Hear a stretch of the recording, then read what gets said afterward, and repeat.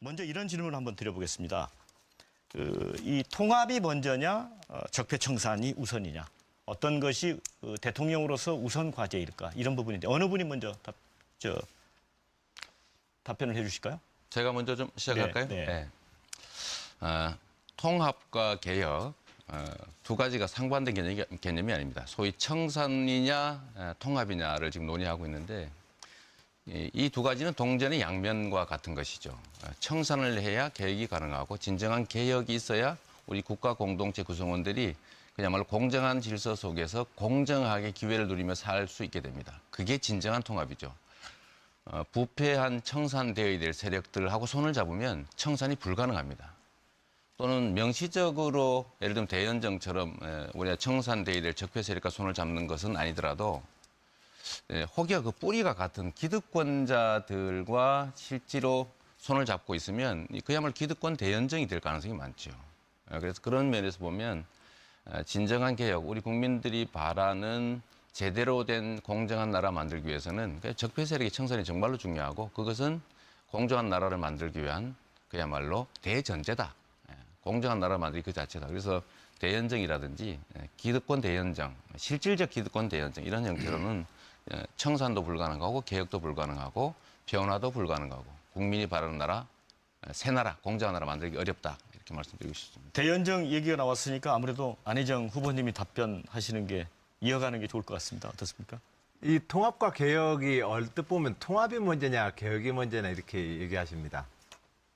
근데 저는 분리될 수 있는 성질이 아니라고 생각을 합니다. 개혁을 잘해야 통합이 됩니다. 또 통합된 힘을 발휘할 때야만 적폐청산과 개혁 입법이 가능하지 않겠습니까? 저는 그런 점에서 우리가 그동안 정치나 사회생활 전반에 있어서 서로 분리될 수 없는 것을 분리시켜놓고 싸웁니다. 그러나 사실은 통합과 개혁이라고 하는 것은 우리 이재명 후보님도 말씀하셨듯이 동전의 앞뒷면입니다. 사회의 통합, 이 통합은 민주주의로 통합을 수준을 높여야 합니다. 누가 대통령이 되든 지금의 의회 구조는 앞으로 3년 동안 그대로 갑니다. 그 속에서 자유한국당과 바른정당하고는 그 일체의 대화 타협 없다 이래버리면 의회 정치는 정지돼 버립니다. 실질적으로 작동 안 하게 됩니다. 그런 점에서 대화와 타협을 향한 의회 정치에서의 통합력을 높여서 지난 234표를 얻어서 탄핵을 가결시켰던 것처럼 통합의 리더십을 우리는 다음번 정부의 대통령은 가져야 합니다. 그러한 통합의 리더십에 기초해서 개혁을 추진해야 되지 않겠느냐, 저는 그렇게 생각합니다. 자, 이번엔 문재인 후보님은 어떤 의견이신가요? 예, 아까 우리 사회자께서 최우선 과제 말씀하셨는데 저는 이 청산, 적폐청산과 통합 이것은 임기 5년 내내 계속해야 될 과제고 가장 시급하게 단기적으로 성과를 내야 될 과제는 저는 일자리 만들기라고 생각합니다. 그 점 먼저 말씀드리고 그다음에 적폐청산과 통합은 저는 따로 가는 것이 아니라고 생각합니다. 그중에서는 아까 우리 이재명 시장님 말씀과 조금 저는 비슷한데 적폐청산을 통해서 우리 사회를 공정하고 정의로운 그런 사회로 만들고 또 국민들에게 공평한 그런 세상 만들고 국민들을 편가르지 않는 그런 세상 만들면 그것이 바로 통합인 것이거든요. 적폐청산을 통해서 통합을 만들어내야 되는 것이죠. 통합은 정강정책이 다른 정치 철학이 다른 그런 정치 세력과 연정하는 것이 통합이 아니라 국민들의 마음을 한데 모으는 이것이 저는 진정한 통합이라고 그렇게 말씀드리고 싶습니다. 네. 자, 이제 제가 좀 말씀하시죠. 네. 지금 우리 문 후보님 말씀 들어보면 청산해야 될 세력들 청산 좀 하자. 그 손잡으면 안 된다. 이 말씀 맞는 것 같습니다. 문제는 뿌리는 재벌, 이게 재벌이 이번 적폐의 근원이라고 보는데 그게 정치 권력을 그야말로 좌지우지하면서 정경유착했던 게 최순실, 박근혜 게이트 아닙니까? 그런데 그 뿌리인 재벌 세력들, 기득권 세력들에 해당되는 사람들이 우리 문 후보님 근처에 막 수없이 몰려들고 있습니다. 뭐 예를 들지 않아도 되겠죠. 김강두 같은 분들, 박근혜 그 경제정책 만드는 가정교사 아닙니까? 경제교사. 그런 분하고 김상조 교수 이런 분 같이 막 모으고 있는데 이렇게 하면 실제로 그들이 문 후보님을 쫙 둘러싸고 있는데 청산이 되겠습니까? 그래서 제가 하나 제안 드리고 싶은 것이요. 그 당 밖에 그 자꾸 세도 내각 뭐 이런 거 만들지 마시고 당의 인수 준비 만드시고요. 당 안에 그 본인이 가지고 계시는 그 수없이 막 1,000명이 넘는 이 자문 그룹들 해산하실 생각 혹시 없으십니까? 문 후보님이 말할 수가 없죠. 네. 저는 정권 교체는 강물이 흘러서 바다에 도달하는 것과 같다고 생각합니다. 그냥 강물이 흘러가면서 많은 물들을 만나고 모으게 되는 거죠. 그렇게 해서 도도한 큰 강물을 이루어서 마침내 바다에 도달하는 것이 정권 교체입니다. 자기 물로만 가고자 하면 끝까지 시냇물밖에 되지 않는 거죠. 그러면서 많은 물들을 정권 교체를 위해서 모아나가는 것이고 그 한계는 있죠. 적어도 양극단이 아닌 합리적이고 개혁적인 진보 또 합리적이고 개혁적인 보수라면 저는 함께 힘을 모아나가서 정권 교체에 나가야 된다고 생각합니다.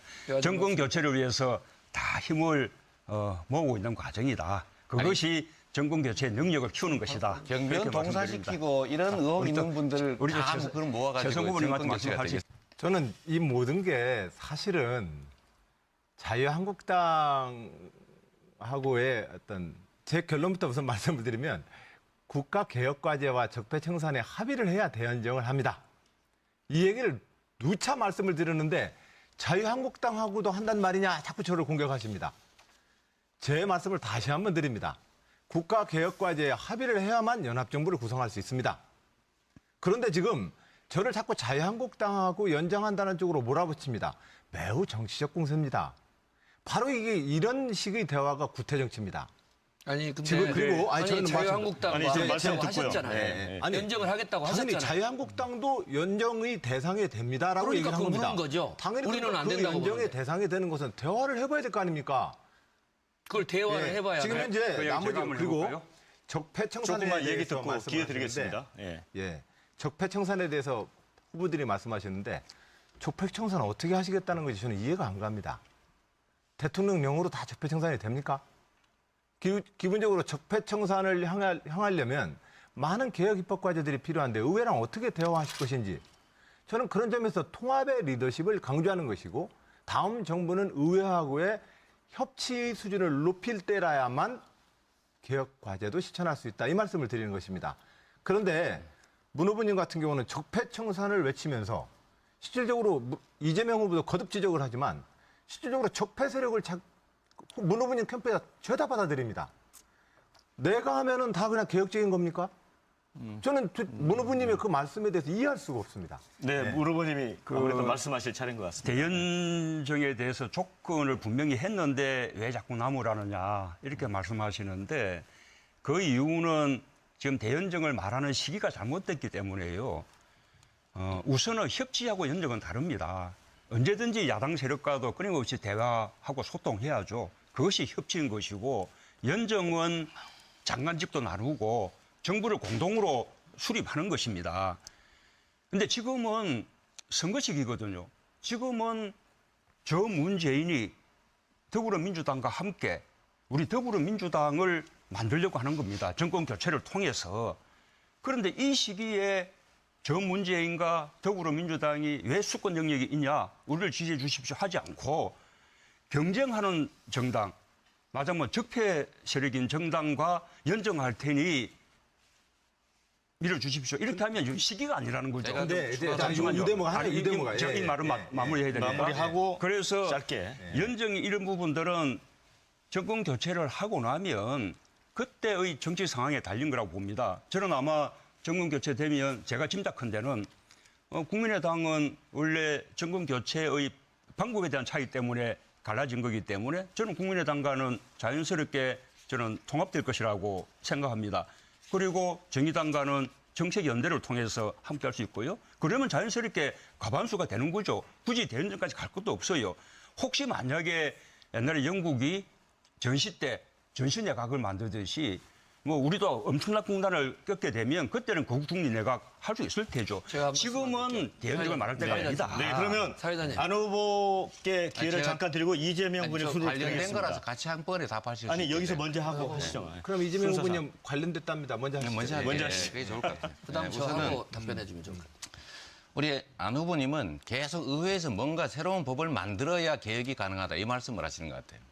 지금 현재 대한민국에 이 적폐라고 하는 것이 법이 없어서 생긴 일입니까? 이번 박근혜 최순실 게이트는 온 동네가 다 불법 덩어리입니다. 문제는 이 법을 운영하는 그야말로 권력을 가진 사람들이 그 법을 제대로 운영을 안 하는 게 문제죠. 제가 우리 문 후보님이나 우리 안 후보님한테도 박근혜 이런 사람, 이재용 같은 사람 사면하지 말자라고 약속하자 했더니 아무 말 안 하시잖아요. 예를 들면 그런 것처럼 이미 있는 제도들을 제대로 운영하지 않는 그 운영하는 권한을 가진 권력자들이 그게 권력자가 문제인 것입니다. 그런데 그 권력자들하고 손을 잡아버리면 그 나쁜 생각을 가진 권력자들이 겉으로는 개혁할게요. 국민 위해서 일하겠습니다라고 다 말하지만 누가 지켰습니까? 개혁, 통합, 국민 민생 제일 많이 얘기한 사람들이 바로 이번 박근혜 최순실 게이트의 주범 새누리당입니다.